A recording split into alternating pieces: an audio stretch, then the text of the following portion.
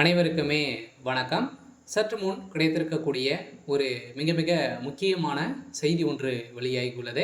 சற்று முன் அமைச்சர் பொன்முடி 12 திமுக எம்எல்ஏவுடன் அதிமுகவில் இணைந்தார். உதயநிதி செய்த சம்பவம் இது மாதிரி செய்திகள் வெளியாக இருக்குது. ஸோ அனைவருக்குமே தெரியும், திமுகவில் உட்கட்சி மோதல்கள் ஏற்பட்டிருக்கு. சொல்ல பார்த்தீங்கன்னா திமுகவில் இருக்கக்கூடிய முக்கிய அமைச்சர்கள், அதே மாதிரி மோஸ்ட்லி பார்த்தீங்கன்னா மூத்த அமைச்சர்கள் பார்த்தீங்கன்னா திமுகவில் அதிரடியாக ஓய்வு கொடுக்க போகிறதாக உதயநிதி ஸ்டாலின் அவர்கள் பார்த்தீங்கன்னா மூத்த அமைச்சர்களுக்கு எதிராக செயல்பட்டு வராரு. ஸோ இதனைத் தொடர்ந்து தான் பார்த்தீங்கன்னா வருகின்ற சட்டமன்ற தேர்தலில் மூத்த அமைச்சர்களாக இருக்கக்கூடிய திமுக இருக்கக்கூடிய அமைச்சர்கள் அனைவருமே பார்த்தீங்கன்னா நீக்கப்பட்டு புதிய அமைச்சர்களாக நியமிக்கப்பட போகிறாரு அப்படின்ற மாதிரி திமுகவுடைய அறிவாலயம் பார்த்தீங்கன்னா அதிரடியாக ஒரு முடிவுகள் எடுத்து வராங்க. இந்த முடிவின் அடிப்படையில் ஏற்கனவே இல்லாத அமைச்சராக தான் அமைச்சர் பொன்முடி அவர்கள் இருக்கார்.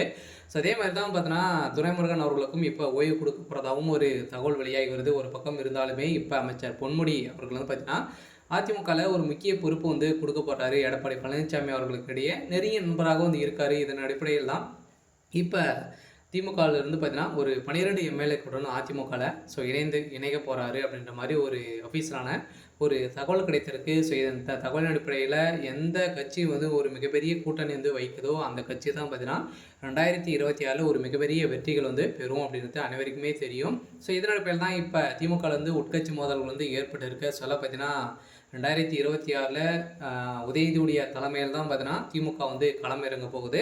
ஸோ இருந்தாலுமே உதயநிதி ஸ்டாலின் அவர்கள் பார்த்தீங்கன்னா முதல் முறையாக போட்டியிட போகிறாரு. திமுக ஆட்சிக்கு வருமா அப்படின்றத ஒரு மிகப்பெரிய கேள்வியாகவே இருக்குது.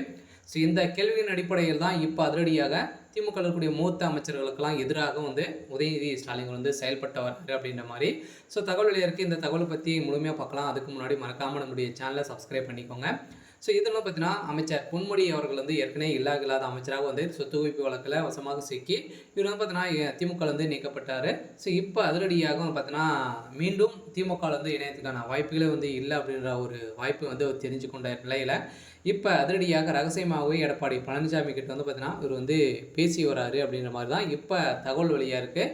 ஸோ இந்த தகவலின் அடிப்படையில் தான் இப்போ 12 திமுக எம்எல்ஏக்களோடு இணைய போகிற பார்த்தீங்கன்னா திமுகவில் ஒரு மிகப்பெரிய அதிர்ச்சியும் பரபரப்பையும் ஏற்படுத்தியிருக்கு. அதே மாதிரி செந்தில் பாலாஜி அவர்களுக்கும் பார்த்தீங்கன்னா ஒரு முக்கிய பொறுப்புகள் இருக்குது அப்படின்ற மாதிரி தான் எடப்பாடி அவர்கள் சொல்லியிருக்காரு. இருந்தாலும் செந்தில் பாலாஜி அவர்களும் அதிமுகவில் இணைய போகிறதாக ஒரு தகவலும் வெளியாக இருக்குது. நிறைய வாய்ப்புகள் இருக்குது. அதிமுக பார்த்திங்கன்னா நிறைய வாய்ப்புகள்லாம் முக்கிய பொறுப்புகள்லாம் கொடுக்க போகிறாரு இவங்களுக்கெல்லாம் பார்த்தீங்கன்னா கொடுக்க போகிறாரு அப்படின்ற மாதிரி இப்போ தகவல் வெளியாக இருக்குது. இந்த தகவலின் அடிப்படையில் தான் திமுக ஒரு மிகப்பெரிய அதிர்ச்சியில் இருக்காங்க.